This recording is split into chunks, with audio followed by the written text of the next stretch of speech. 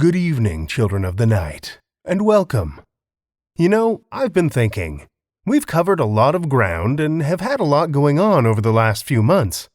We've got a longer story for you this evening too, so what say we give ourselves a break from the road, find ourselves a quiet hotel room, and kick up our heels for the evening.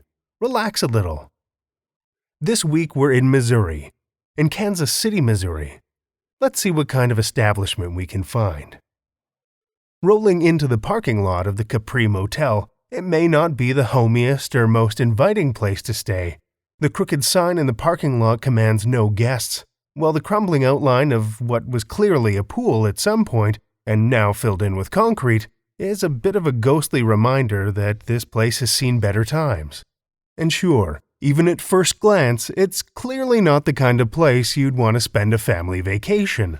But for those on a budget, the Capri's proximity to downtown Kansas City can be pretty hard to beat. So, when a man checked into the Capri Motel near downtown Kansas City, Missouri on July 10, 2003, he wasn't looking for a 5-star experience. I think it's safe to guess he wasn't after much more than a low-budget, convenient place to shower and lay his head in between conducting the business that had brought him to Kansas City in the first place. A place to sleep and not much else. And for that, the Capri seemed to fit the bill. After checking in at the sparse cinder-block box that served as the motel office, he tiredly dragged his bags up the short flight of steps and down the long exterior hallway to his room.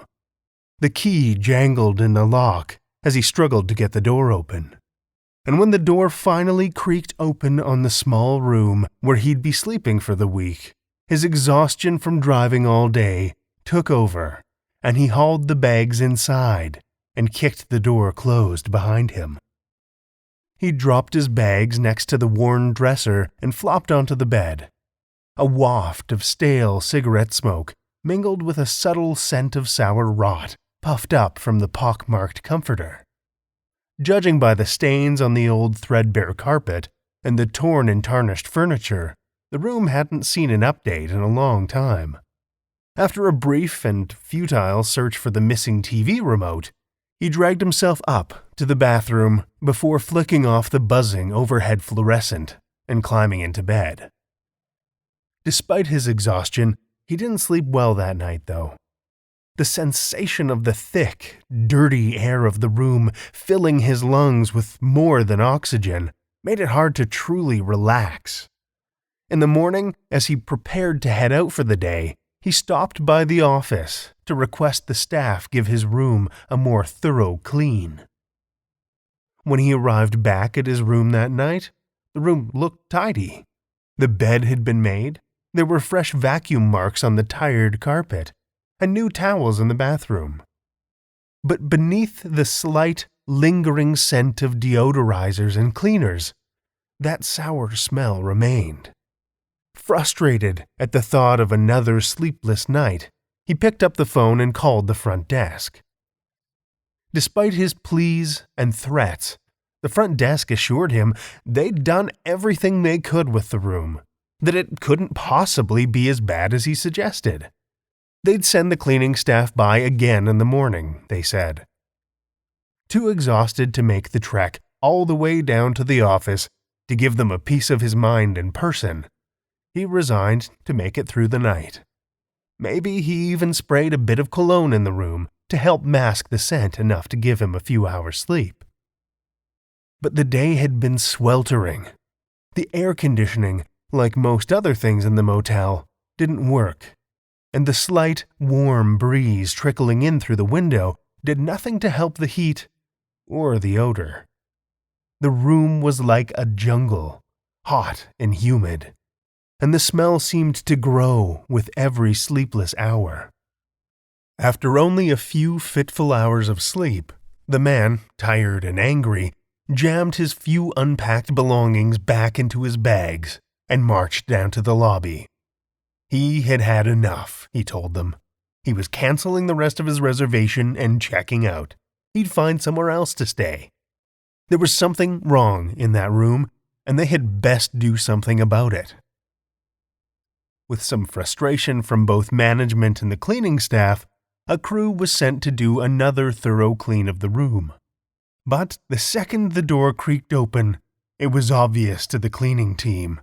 There was something more seriously wrong with the room than just musty carpet and old linens. They searched the room, checked the garbages and plumbing, behind the furniture, but it wasn't until they finally decided to move the mattress that the ugly truth became glaringly obvious. Wedged in the wooden bed frame beneath the soiled mattress was a body. A body, the police determined when they arrived, that had clearly been there for several days, based on the advanced state of decomposition anyway. It's an urban legend that's cropped up multiple times, but the reality of spending 2 nights sleeping inches above a rotting corpse, well, I think that transcends any fictional horror we could conjure up. Fortunately for us, though, children of the night, we won't be spending the night in the Capri Motel. It was torn down several years ago. But it just goes to show there may be more things to check under your bed for than the boogeyman. Let's hear some fiction. We have one long story for you this evening, which comes to us from Ambrose Stolliker. Ambrose Stolliker lives in the Pacific Northwest with his wife and son.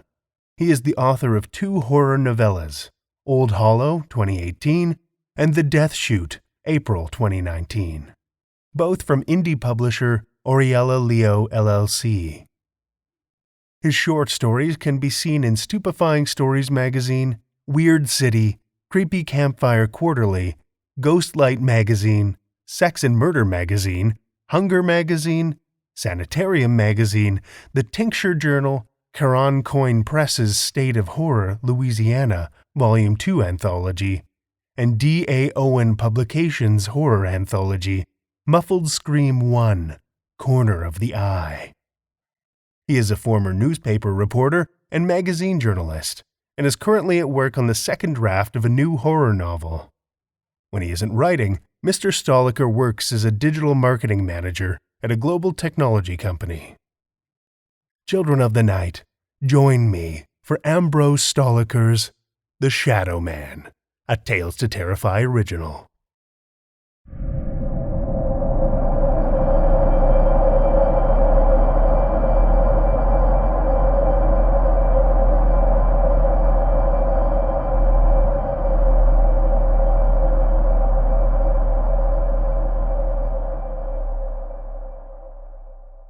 You ever hear the story of the Shadow Man, Doc? Dr. Judah Freeman looked up momentarily from his notepad to study his new patient, a short, dumpy-looking man named Justin Legreed. No. Why don't you tell me about him? Who is he? I don't know who or what he is, he said, agitated. I just know he killed my daughter and now he's after my other 2 kids. Interesting choice of words. Judah scribbled, who or what is he? Shadow Man equals boogeyman? Is this Shadow Man someone who broke into your house? Are we talking a home invasion scenario here?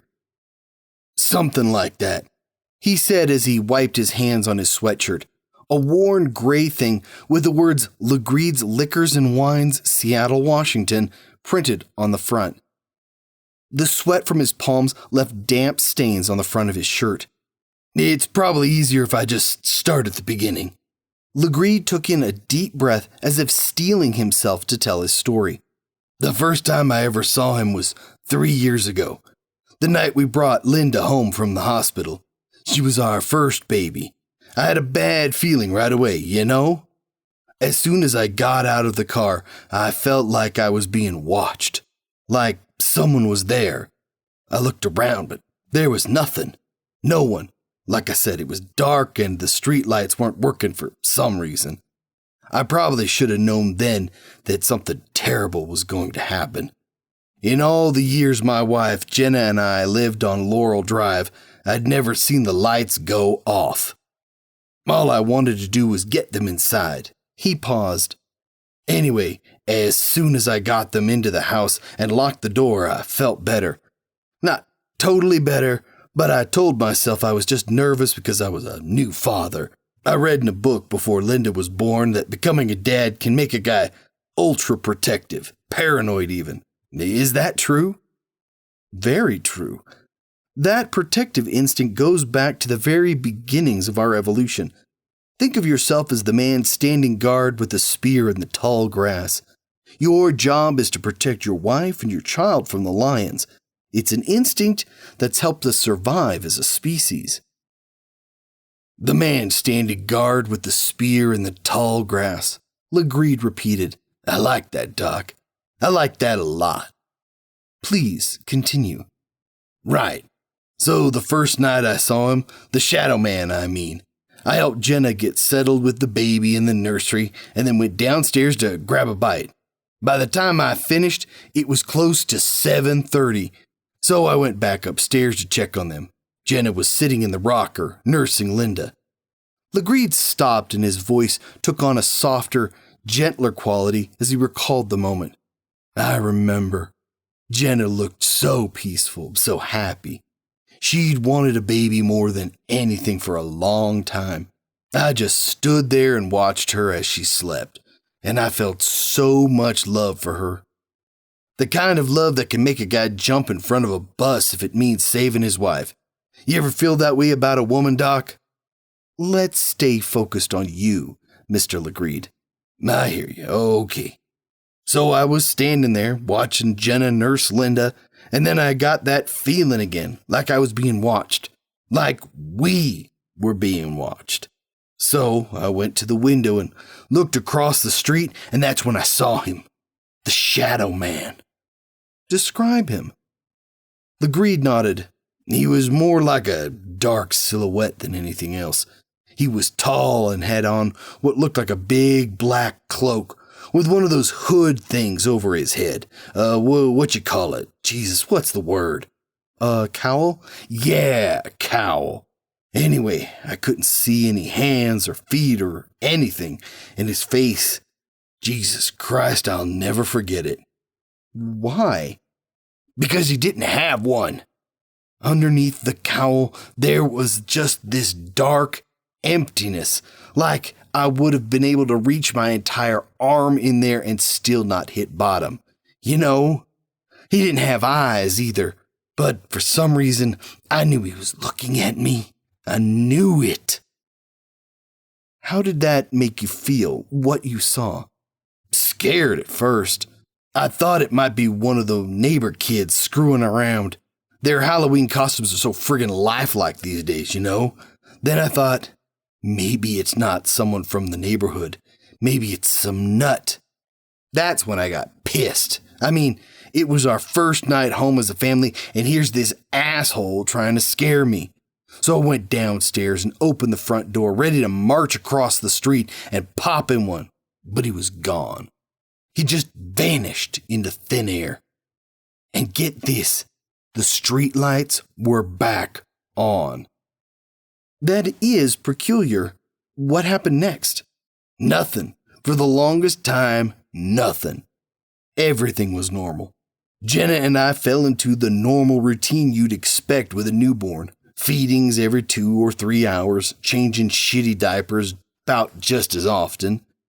Basically, getting no sleep for the next 3 months.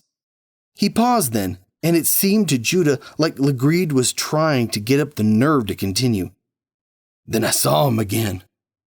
We were in our bedroom this time, Jenna and mine.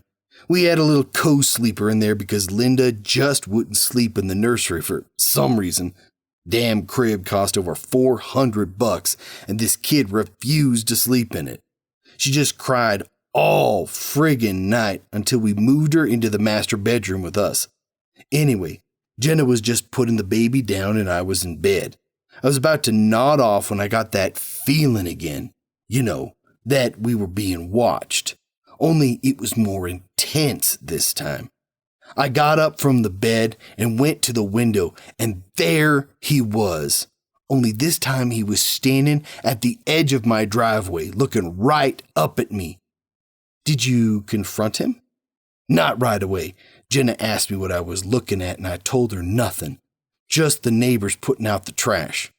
You lied to her? I didn't want to worry her. So I waited a few minutes and told her I had to take care of something in the garage and went downstairs. When I opened the front door, he was gone. Vanished. Fast forward 3 months, the baby's 6 or 7 months old now and still sleeping in our room. I wake up in the middle of the night, but not to take a piss or get a drink of water or anything. As soon as I open my eyes, I know he's back. And he's not outside anymore. He's in the house. I'm sure of it. I get out of bed and walk to the bedroom door, and there he is right at the bottom of the stairs, just standing there, not moving or anything. I remember it was cold out in the hallway too. I could see my breath, even though it was the middle of July, and it was really dark. We have this big saltwater fish tank right at the bottom of the stairs with this huge light in it that I always leave on at night so we can see if we have to go to the bathroom or something. That's how bright it is. But that night, it was almost as if the thing at the bottom of the stairs was just sucking up every last shred of light in the room, like one of those black hole things in space. I was so goddamn scared, my legs started to shake. How the hell did it get into the house without setting off the alarm, which cost me good money, by the way? That's when I knew. Knew what? That whatever it was wasn't of this world. He stopped for a moment and studied Judah's face, searching for a reaction. Does that make me crazy? Mr. Legrede, Judah began, I try to avoid words like crazy or insane when treating a patient. They're inexact at best and misleading at worst. My job is to listen to what you have to say and then try to reach a medical diagnosis, if possible. Now, do you feel up to continuing? Yeah. All right. What did you do? Did you approach this intruder? Legrede shook his head. No, I started yelling at him. Tried to scare him off. Told him to get the fuck out of my goddamn house. Who the hell did he think he was? And I have a loaded gun and all that shit. Anything to get rid of him. Of course, that woke up Linda. The baby starts wailing at the top of her lungs, and that girl had a set of pipes on her. I'm not kidding you. So, of course, Jenna wakes up too. She calls my name and I tell her to stay in the bedroom, but does she listen? Of course not. They never do. I hear her get out of bed, so I go back inside and stop her from leaving the room. For all I knew, the guy had a weapon or something, and if anyone was going to get hurt, it was going to be me. What's going on? She asked me. Why are you yelling? I'd tell her, there's someone in the house and she needs to call the police. So she gets her cell and dials 911 while I go back to the top of the stairs and boom, he's gone. What did you tell the police? He let out a long sigh. I just told them that I thought I heard someone trying to break into the house and that I'd freaked out. They were actually really decent about it. One of them was an older cop and he said he had a family and he understood me wanting to protect my wife and kid and it was better to be safe than sorry and all that. I'll tell you though, Doc, that night I seriously wondered if I wasn't losing my frickin' mind. Another pause. Anyway, another 3 months go by, then another. I'm starting to think, hey, maybe I did imagine it all. Maybe it was just nerves like you said, The guy standing with the spear against the lions. I was under a lot of pressure with the new kid and all the extra bills, so who wouldn't start to get a little funny in the head, right? He paused and his eyes became darker. One night, right after her first birthday, we put her to bed in the crib and then went back downstairs to watch a little Jeopardy. Jenna's a total Jeopardy nut. She'd had a few glasses of wine and was feeling a little, So we went upstairs and went to bed. And that was the night Randy was conceived. He let out another long sigh. It was also the night he came back. The Shadow Man? Yeah, but I wasn't calling him that yet. Linda came up with that. Anyway, I was in deep sleep after Jenna and I made love. You're a guy, you know how it is. We do our business and then we're basically no good to anyone for at least an hour. But this time, something woke me up. I was cold. I pulled on my skivvies and went to the doorway, and there he was, halfway up the stairs, just standing there, sucking all the light out of the room. Judah cut in before Legreed could continue. I'm confused about something. You said before that this dark figure seemed to absorb all sources of light, the street light, your fish tank. How could you see him then, since, as you said before, he was dressed in black robes? I don't know. It was almost as if he was darker than the night itself. I could see him, his silhouette, his shape, and I could feel him. It was so cold I shivered. I went back in the bedroom and got my gun out of the closet. My wife was awake by then and she asked me what I was doing. When she saw me loading the gun, she freaked out. I told her that thing was back and I was gonna take care of it for good this time. That I'd had just about enough of this shit and it was time to show this cocksucker who was the king of his castle. Legreed's hands tightened into fists and his voice became low and hard. Then I went out into the hall and unloaded on him. I shot the bastard 6 times and it had no effect. No effect? Zippo. None. Except to scare the living shit out of Jenna and Linda. And me. I mean, if a goddamn .357 Magnum couldn't do the job, what could? So I did the only thing I could. And that was, I locked the bedroom door, got in bed with them and prayed. About 5 minutes later, the cops were banging on the front door. When I went back out into the hallway, the thing was gone. I imagine it was a good deal more difficult to explain this episode to the police, Judah said. No shit. I fired my weapon 6 times, and, just like last time, there were no signs of forced entry.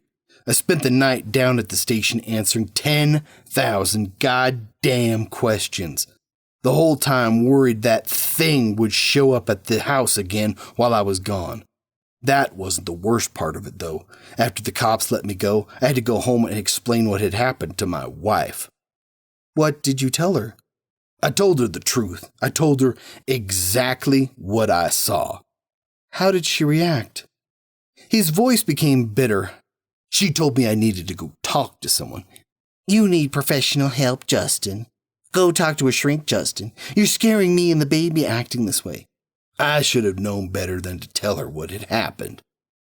How did her reaction make you feel?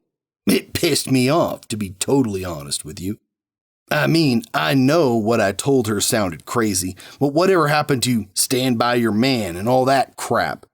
Legreed's face grew even more dour. She learned, though. Boy, did she learn. Without being prodded, he continued with his story. I didn't see it again for 2 years. By then, Linda was 3 and Randy was about 2 years old, and they were both sleeping in our bedroom. We tried and tried to get Linda into the nursery, but she refused. She'd sit there in the crib and scream her goddamn lungs out as soon as we turned off the light. I even put a nightlight in there. You know, the kind that rotates and splashes the wall with animal patterns when it's turned on, but it wasn't doing any good. She wasn't having it, so we all ended up sleeping in the master. It was getting pretty goddamn crowded, and Jenna and I had no privacy at all. We barely even did it anymore once Randy came along. I'm surprised we ever had a 3rd kid after that. Jenna hadn't started showing yet, but she was already pregnant with Marcus. Did you resent Linda and Randy for this intrusion into your sex life? Legreed shrugged. I don't know. Yeah, maybe. I mean, it wasn't really their fault. It was that thing's fault. But a man has needs, you know. You're married. You know how it is. Judah paused. How did this man know he was married? Before he could ask the question, though, Legreed pointed at him. Your wedding ring, Doc. I saw it when we first came in. Oh, Judah said, letting out an uncomfortable laugh. Of course. Please continue. What happened next? Like I said, I didn't see the thing for another 2 years. It was right about the time of Linda's 3rd birthday. Only this time, I wasn't the first one to wake up. Linda was. She was in the bed with me and Jenna. I felt her tug on my t-shirt.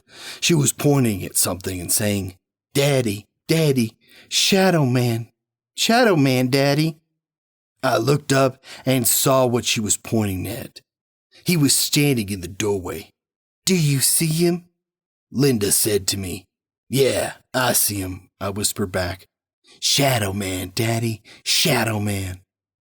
So I reached over and woke up my wife, and that's when he moved. Moved? Yeah, he just floated to the foot of the bed. He reached across the bed and wrapped his hands around Linda's throat. Only they weren't really hands. They were more like little black tendrils that looked like they were blown in the wind, only there was no wind. And it was freezing. I could see my breath. Jenna screamed so loud, she nearly burst my eardrum.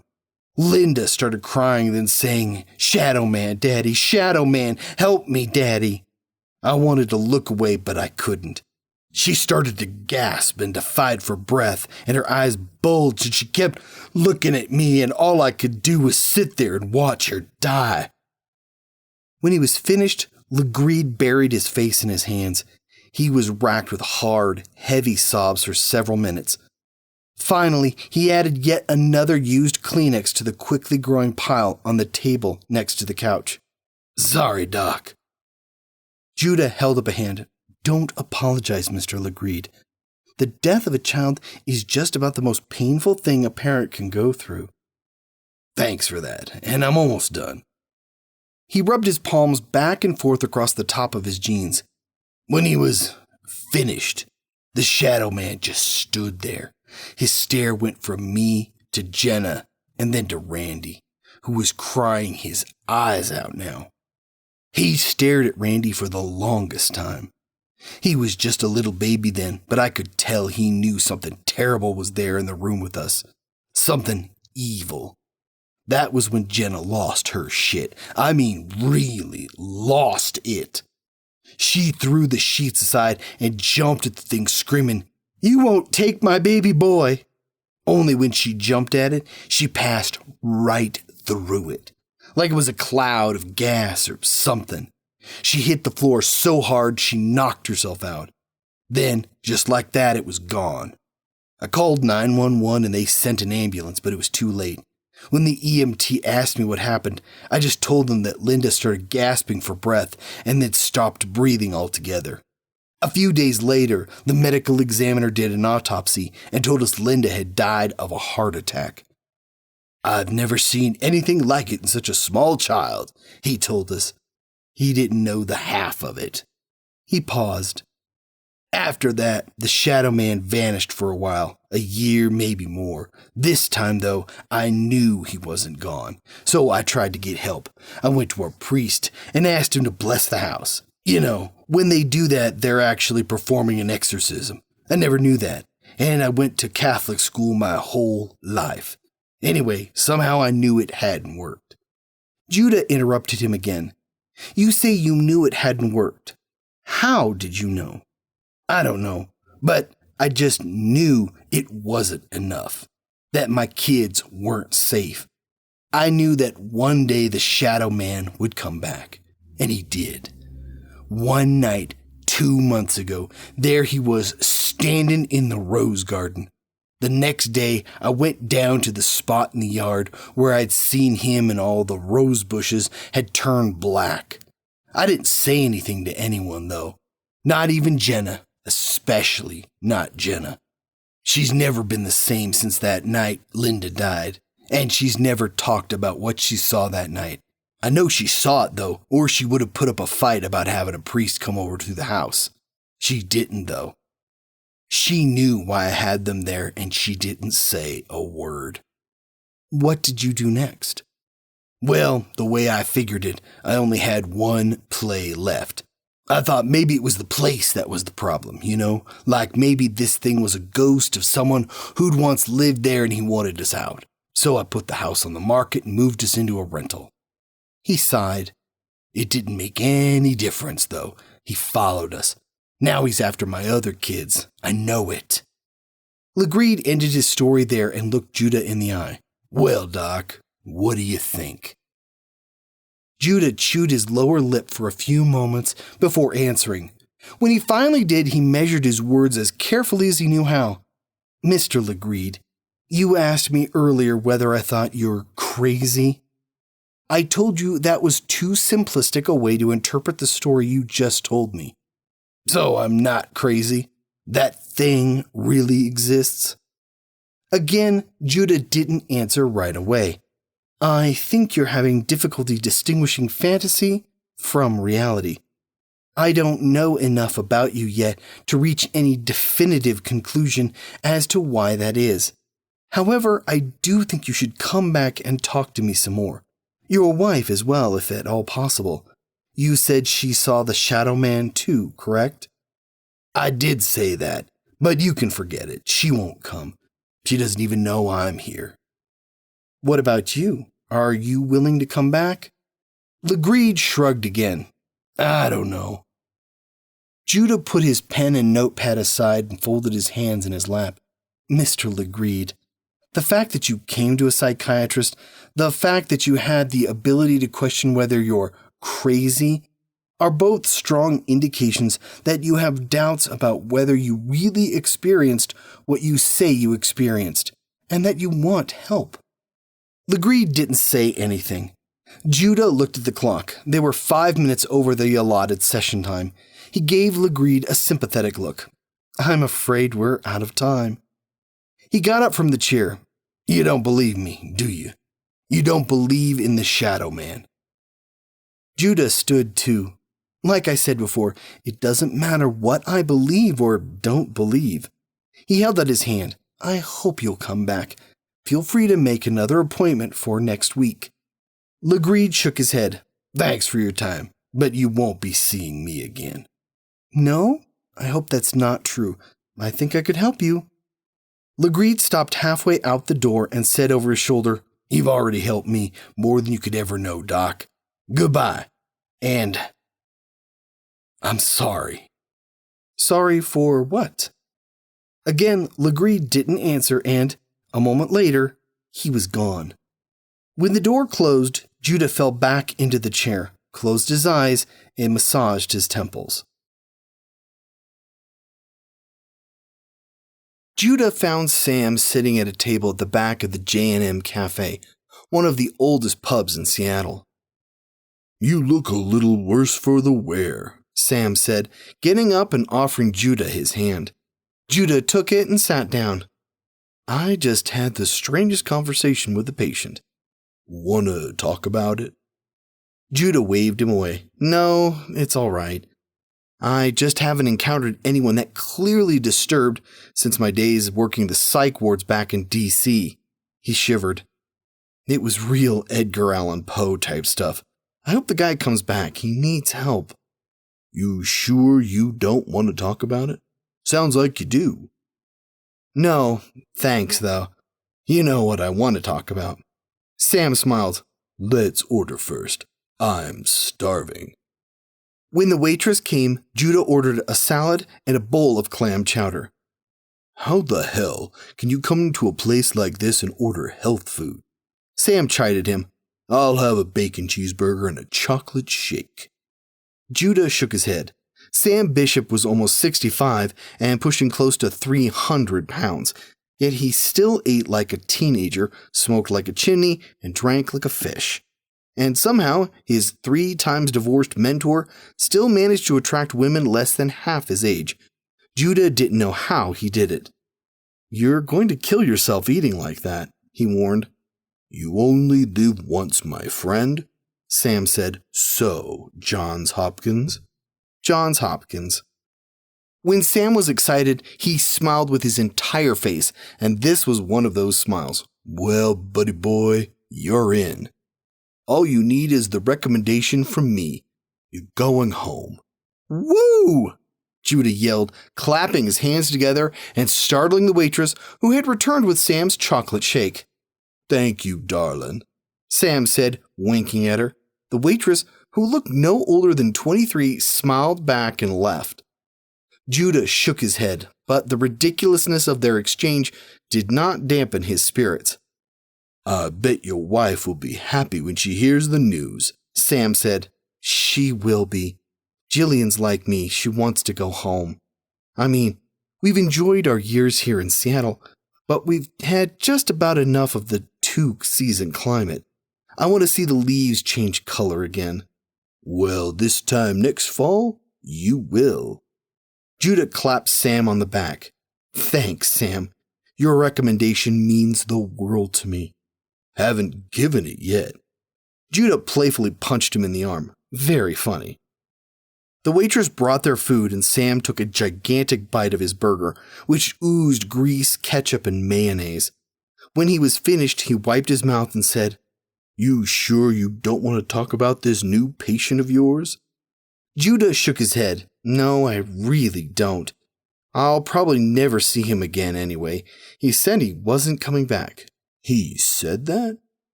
He took a sip of his soup. Yeah, it was really strange too. He said something like, You've already helped me more than you could ever know. And then he said, I'm sorry, as if he were apologizing for some great wrong he'd done me. That is strange. You sure you don't want my help on this one? Judah nodded. Well then, I have some news of my own to share. Not as exciting as yours, but I wanted you to hear it from me first. I'm getting out of this racket. For good this time. You? Retire? It'll give me more time with my son. Sam had a 4-year-old son from his third marriage, which had ended in divorce not long after the baby was born. And more time to write. I'm outlining a new book on abnormal psychology. Maybe you ought to introduce me to this fellow who gave you such a scare. He didn't scare me, Judah said defensively. His story was just unsettling, that's all. And I told you, I'm all right. Sorry, I shouldn't have joked about it. He waved his hand dismissively. Enough on that. Now, tell me how Jillian and the baby are doing. Have you two picked out a name yet? Jillian's good. Up and about now and pretty much recovered from the delivery. As for a name, no, we haven't decided. That child is over a month old. You are the only couple I know who published a birth announcement in the newspaper and didn't announce the baby's name. I know, it's ridiculous, but we really can't agree on one. I'm partial to Samantha myself. Judah shook his head. Anyone ever tell you you're an egomaniac? The baby was screaming. Jillian was already halfway out of bed when Judah put his hand on her arm. It's my turn, he said. She's probably just hungry. He looked at the clock on the bedside table. It read 2:43 in the morning. He got up. Out in the hall, the hardwood floors were cold under the bare soles of his feet, and he wished he'd remembered to put on socks. He found his daughter, Sarah, wailing and squirming like a little bug in her crib. Cold gray light from the arc sodium across the street mixed with the moonlight, reflecting off the calm waters of Silshole Bay, poured into the nursery through a window over the crib. Okay, beautiful girl. Which is it, more formula or the stinky stinky? He lifted her out of the crib and held his nose up to her lower half. She smelled like rancid butter. Guess it's the stinky stinky. How the hell can a 6-week-old kid generate this much poop? Unbelievable. He changed her and then held her close to his chest and started to rock her back to sleep. He was just about to lay her back down on the crib when the hairs on the back of his neck stood on end. The nursery was suddenly almost pitch black.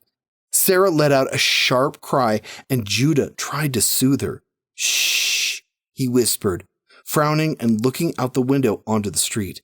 The arc sodium had gone out, bathing the cul-de-sac in darkness. It took a few moments for his eyes to adjust to the darkness, and he continued to run his fingers through his daughter's ample head of hair, trying to coax her back to sleep. She would not be comforted, though, and a moment later, Judah saw why. Standing across the street next to his neighbor's barn-shaped mailbox was a dark figure. Judah did a double take. Impossible. He blinked several times in the hopes that doing so would somehow make the figure disappear. But it didn't. It's staring at me, just like Legreed said. He shook his head. I'm seeing things. It's the sleep deprivation. It has to be. He rubbed the sleepy sand out of his eyes and looked back down the street. The figure was still there, staring. Jillian? He called. Hey, Jillian, come here. A muffled response from the bedroom. Huh? I said come in here, will you? A few moments later, Jillian appeared, zombie-like at his side. She pushed a few stray locks of red hair out of her eyes. What is it? Is the baby okay? Then frowning, she asked, why is it so dark in here? Shh, Judah said. Look outside. Do you see that? See what? She asked in a voice that cracked with impatience and exhaustion. She looked out the window. I can't see anything. It's too dark. What happened to the street light? Looked down next to the Coulson's mailbox. More awake now, she peered through the window again. A moment later, she jumped back, bumping into the side of the crib. Sarah cried even louder. What the hell is that? Judah didn't answer. Jillian put her hand on Judah's arm. Judah, what is that? He shook his head. I can't be sure. His wife took the baby out of the crib and backed away from the window. Call the police. Judah didn't move. It can't be. Judah, call the police. The sound of Jillian yelling at him woke Judah up, and he followed her back to the bedroom. A moment later, he was on his way back to the nursery, cell phone in hand. That's when he noticed the light from the arc sodium once again pouring through the window. He went and looked down across the street. The figure was gone. He searched his and the neighbors' yards and up and down both sides of the cul-de-sac for any sign of it. But there was nothing. It can't be, he said again. It can't be. Did you call them? Jillian called from their bedroom. It's gone, he whispered. Judah! She called again, her voice full of panic. Did you call them? Are they on their way? It's gone, he yelled back, giving the cul-de-sac one final glance before heading towards the bedroom. He found his wife sitting upright at the foot of the bed, rocking Sarah. It's gone. What was that? Jillian asked again. Judah sat down next to her, but didn't say anything. Judah, you said something in there. It can't be. What did you mean by that? Do you know what that thing was? Was it an animal or something? Judah turned to her, and she started to cry when she saw the haunted look in his eyes. Judah, it was some kind of weird animal, right? Right? He put his hand on Sarah's head. That was no animal. Judah spent the rest of the night standing at the window in the nursery, watching and waiting for the figure to reappear. Finally, just before dawn, he fell asleep in the wooden rocking chair in the corner. At 7, he woke to the sound of Sarah crying in the bedroom. He found his wife changing the baby's diaper, then went into the kitchen to prepare a few ounces of formula. As soon as the bottle's nipple touched her lips, Sarah closed her eyes and fell silent, save for the soft sound of her gulping down the milk. What was that thing last night, Judah? You know something. I know you do. Tell me what it was. Judah sat on the edge of the bed and gathered his robe around himself to keep warm, his eyes on his slippers. He was quiet for a long time before launching into a short account of the session he'd had with Justin Legreed weeks before. When he was finished, Jillian gave him a look that was both incredulous and relieved. Well, I think I know what's going on then. You do? Yeah, she said. This guy Legreed is messing with you. That was probably him out there last night, trying to put a scare into you. Why would he do that? Isn't it obvious? Not to me. Judah, the man is crazy. Jillian, you know I hate that word. Use whatever word you want. Unbalanced, soft in the head. I mean, who comes into a psychiatrist's office and tells that kind of story and isn't a little nuts. He just wants attention or something. You really think it was him? Who else could it have been? You don't really believe his story, do you? I don't know what I believe. Judah, come on. You're a doctor. Just a second, Judah said. You seemed pretty scared last night yourself. Now you think it was nothing? Just some guy in a funny suit or something? Well, I didn't know about this Legrede guy until just now. Judah sighed. Okay, Jillian, what would you like me to do about it? Call the cops. Get a restraining order or something. That's easier said than done. We don't have any evidence that it's him. We don't even have anything that proves anything happened. The cops won't just slap a restraining order on the guy on our word alone. Fine. Then go talk to him. Try to get him into treatment or something. He obviously needs help. I wouldn't know where to find him. You said he owns a liquor store or something, right? Maybe you could find out where it is. Judah thought for a moment. That's not a bad idea. He grabbed his cell phone from the bedside table, did a quick internet search, and then held up the phone's display to Jillian. Found it. Legrede's Liquors and Wines. It's in the industrial district, down near the port.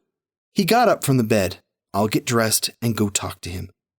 Tell him if he comes near our house or our kid again, he'll have to deal with me, Jillian said. Who the hell does something like that anyway? Jesus, I can't wait to go back to D.C. You and me both. 20 minutes later, he was pulling out of the driveway. While in the shower, he thought about his wife's interpretation of what had happened the night before, and the more he thought about it, the more it made sense.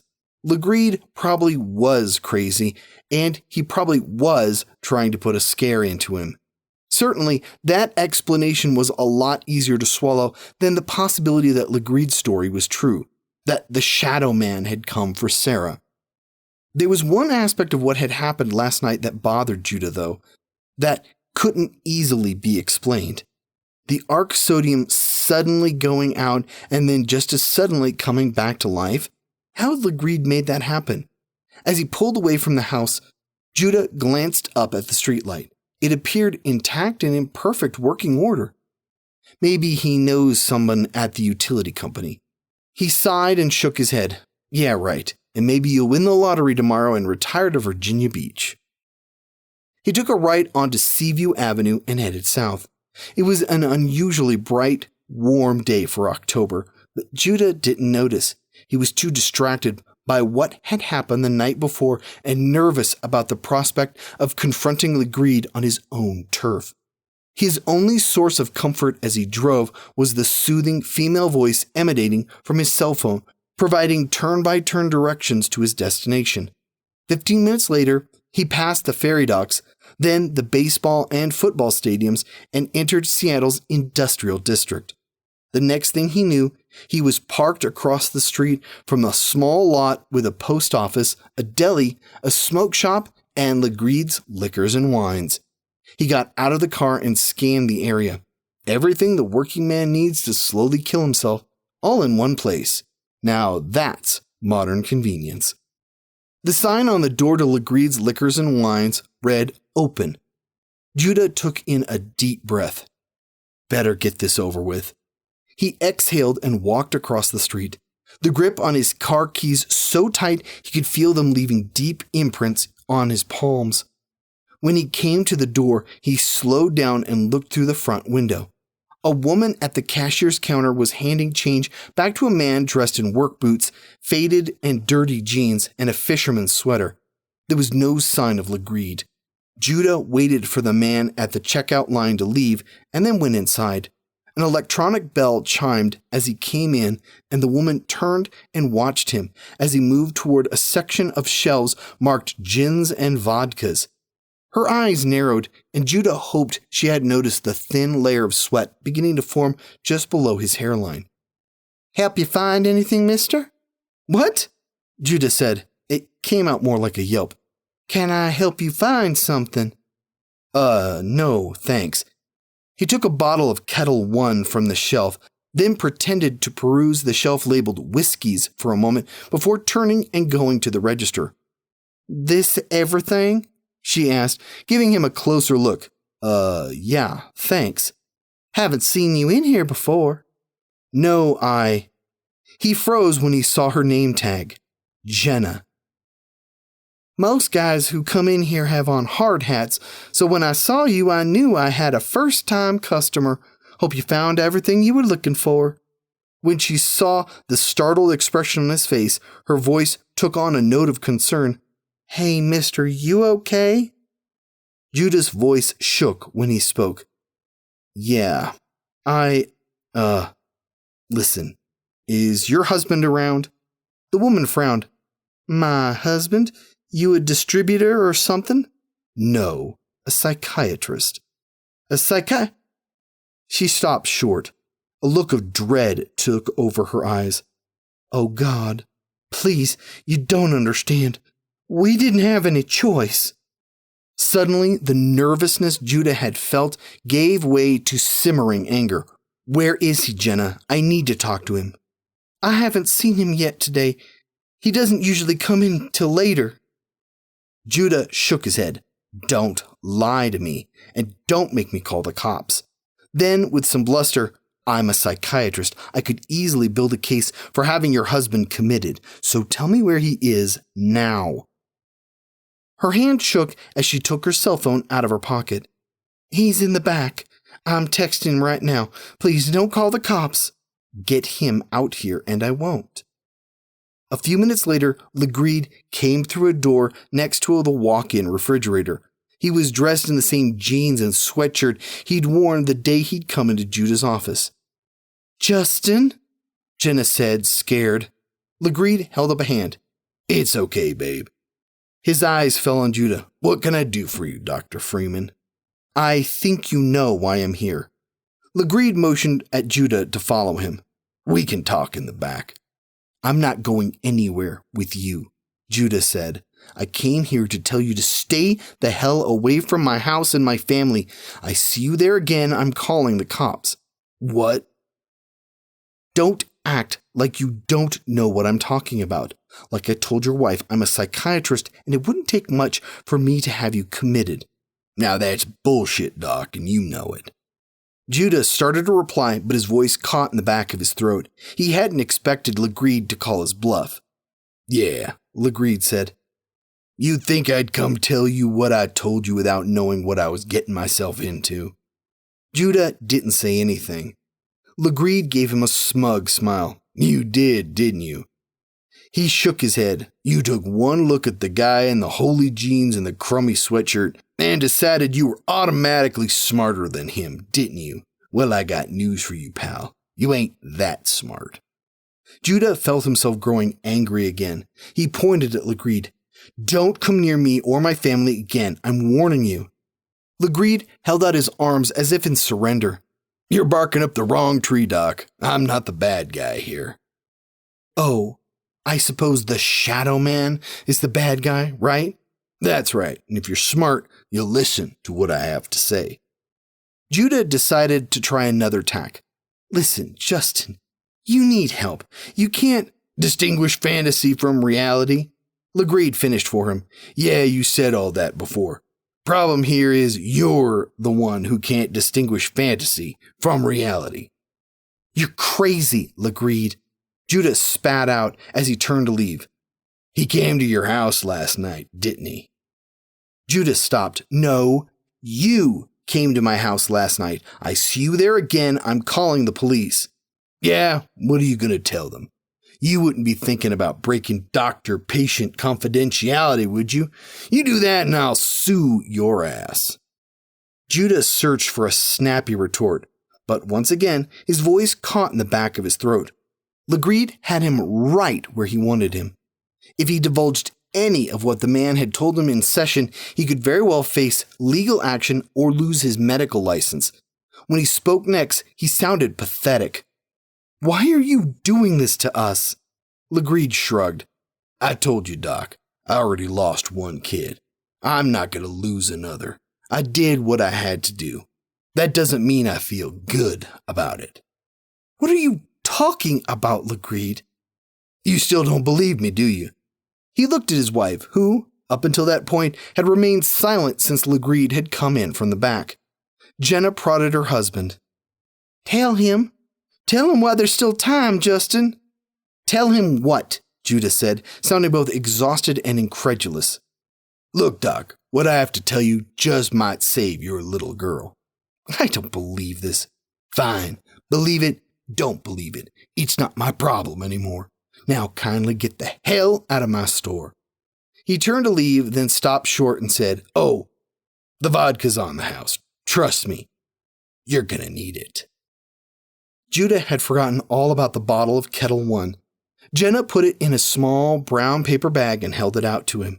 Legrede turned around and disappeared into the back of the shop. I'm so sorry, Dr. Freeman. We just couldn't take losing another child. Judah stood at the counter completely flummoxed. Please, Jenna said, her eyes pleading, I know you're angry with us. I know you don't believe us, but there is a way to ward him off. Ward him off? Send him somewhere else. How? Judah asked. Exhaustion from the utter insanity of the conversation creeping into his voice. Tell the story to someone else, someone with kids. It's the only way. It's how that thing keeps going. Judah's eyes lit up then. That's why you picked us, isn't it? You must have known we just had a baby. We saw the birth announcement in the newspaper. If what you say is true, then someone must have told you this crazy story at some point. Who was it? Doesn't matter, Doctor. Will knowing that save your baby girl? Judah took the bottle of Kettle One out of the bag, opened it, and took a long pull. You and your husband, the two of you really believe this story. Don't you know how insane this all sounds? All I know, Doctor, is that thing killed my little girl, she replied, her voice choked with sobs. Judah studied her eyes for any note of falsehood, but she didn't display any of the telltale signs he had observed thousands of times before from patients who were lying to him or lying to themselves. There was no blinking, no stammering, no averting of the eyes or clearing of the throat. Nothing he'd seen in all his years as a psychiatrist. She's telling the truth, or she thinks she's telling the truth. He shook his head. Well, that's great. Just great. Either you and your husband are crazy and have it in for my family for some unknown reason, or the Shadow Man really exists. Either way, I'm fucked. Thanks for nothing. Are you drunk? Jillian said, her blue eyes flashing disbelief. That's right. Judah was sitting at the kitchen table. He threw back a shot glass full of Kettle One and looked at his wife, who stood over him with Sarah in her arms. It's been kind of an insane day, so I thought I'd come home and drink a little. That's wonderful, Judah. Some crazy man terrorizes us, and your idea of dealing with it is to get shit-faced? Judah poured himself a second shot, downed it, and then offered her the bottle. Very funny, she said. What are you going to do about this? What can I do? The son of a bitch is absolutely right. I could call the cops, but what would I say to them? If I disclose anything he told me in confidence, I could be in deep shit. You can bet I'd lose the fellowship at Johns Hopkins. If word got out I'd done something like that. Hell, I'd be lucky not to lose my license. Jillian started to pace back and forth, bouncing the baby as she moved from one end of the kitchen to the other. This is unbelievable. Just unbelievable. Judah went to her and put his hands on her shoulders. Look, maybe it doesn't matter. We're going to be out of here soon. You really think this nut is going to follow us all the way to D.C.? Who knows what he'll do? Honey, I don't know what you want me to do. He threw his hands up in the air. If he comes back, I'll go out there and confront him myself, okay? You just did that. How'd that work out for you? What the hell do you want from me, Jillian? Judah yelled. I don't have a better answer. Sarah started to cry. Great, Jillian said, her eyes full of venom. "Look what you did." She stormed out of the kitchen. "Jesus, I need a drink," he said, reaching for the bottle of Kettle One again. Judah woke several hours later, slumped over the desk in his office. His head was pounding. The Kettle One bottle sat next to his laptop, 3/4 empty. He couldn't remember when exactly he'd staggered out of the kitchen, but his watch read 9:36 in the evening. Using his desk for support, he got up out of the chair and navigated out of the office and down the hall to the master bedroom.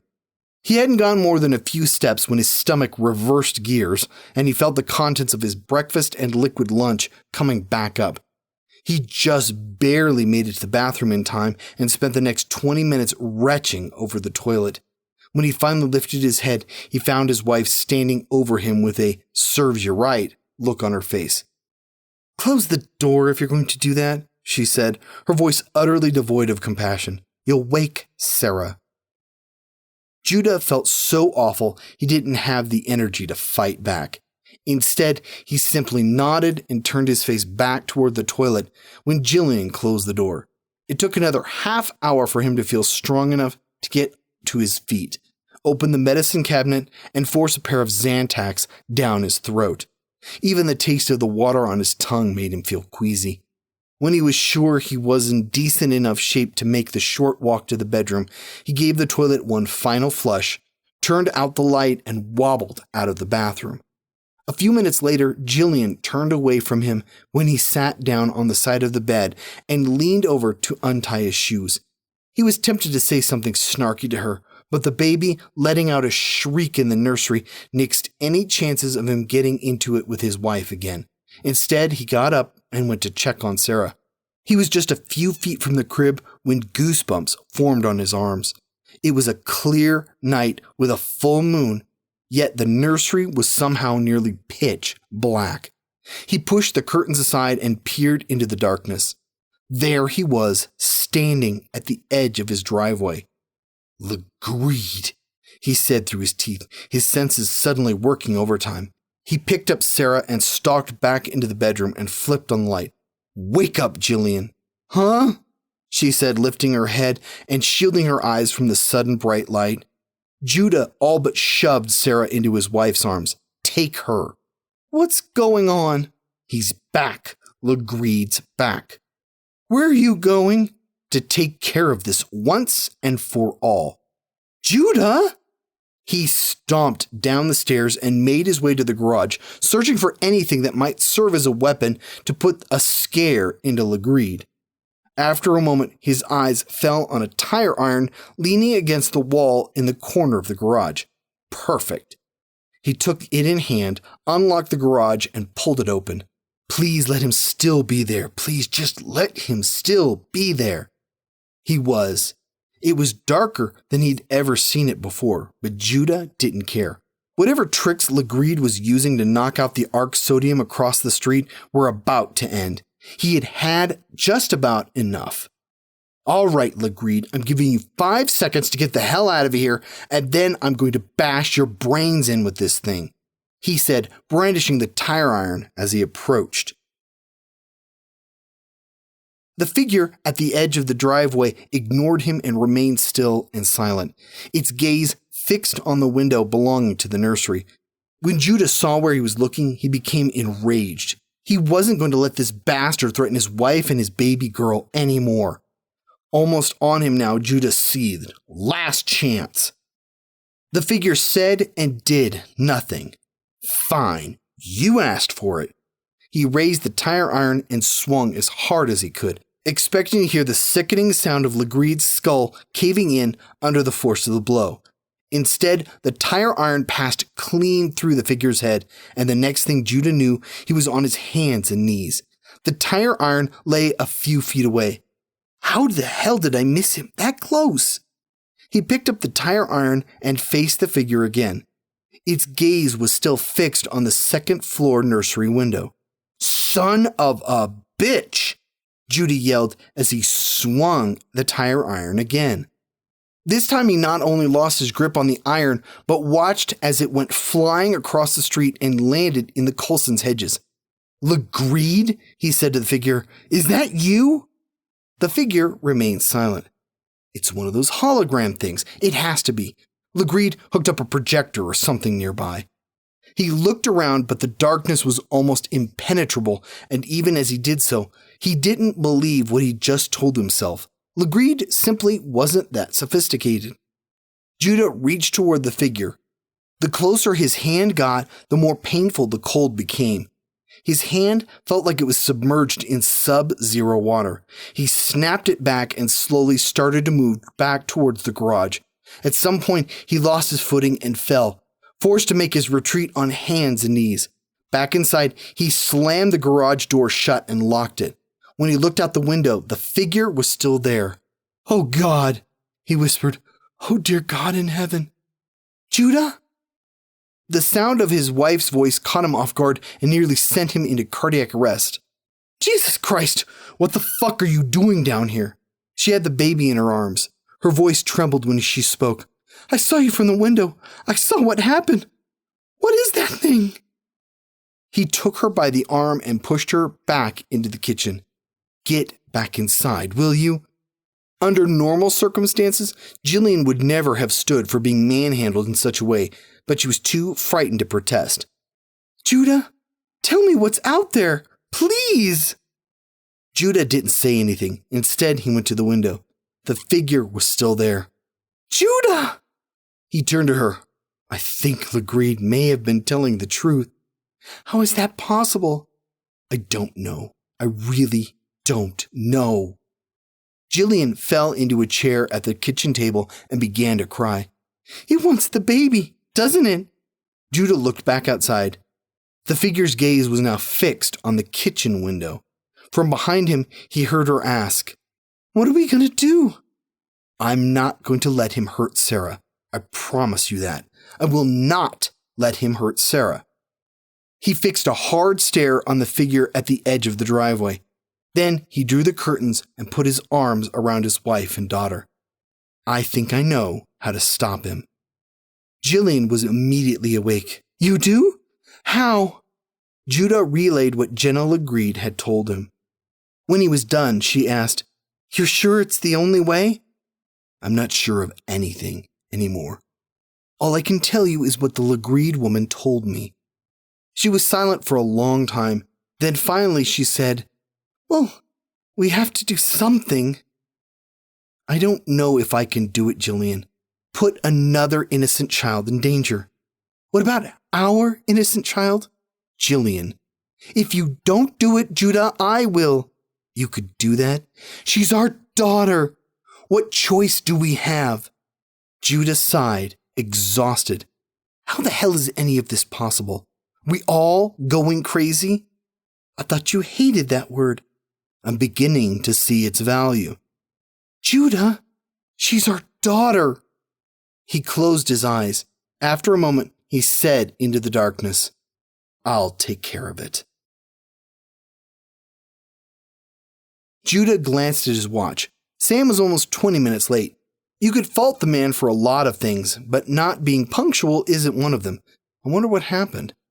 He checked his cell phone for text messages and emails, but there weren't any. Where the hell is he? Judah. He turned. Sam was coming toward him with his 4-year-old son in his arms. Judah felt the pit drop out of his stomach when he saw the boy. Sam stopped a few feet away from their usual table at J&M. "Jesus, are you all right?" "Huh?" "You're really pale. You look like you're about to throw up." Judah's eyes went from Sam to the sleeping child in his arms and back to Sam. "I'm okay," he said feebly. Sam took his seat. "I'm sorry I'm late. My ex left me with this one at the last minute and I had to go pick him up." "No problem," Judah croaked. He averted his eyes, too afraid, too sick to his stomach, to get too close a look at the face beneath the layer of tousled brown hair. "Think about Sarah," he told himself. "Think about Sarah and what will happen to her if you don't do this." "Are you sure you're all right?" You didn't sound too good on the phone either. He'd rehearsed what he was going to say 50 times on the way over to the cafe, but now he found the words wouldn't come. Judah, it's okay. I'm your friend. You can tell me. What's wrong? Is it the Johns Hopkins Fellowship? You don't have to worry. It's all squared away. Judah shook his head. No, it's not that. We're all pretty much packed. What then? He looked out the window, unable to meet his friend's gaze. You remember that patient I told you about the last time we were here? Vaguely. You didn't tell me much about him. You just said he was strange. Why? Did he come back? No, he didn't. But what he told me, it's kind of gotten under my skin. I can tell. You look like you haven't slept in about a week. What did he tell you? Judah didn't answer. Judah, what did this man tell you? An image of the shadowy figure went through his mind, but he wasn't across the street or at the edge of the driveway or at the foot of the stairs. He was in the nursery, floating above the crib, his wispy black tendril of a hand wrapped around Sarah's throat. Judah? Judah fought back the urge to cry and felt his voice break. Have you ever heard the story of the Shadow Man?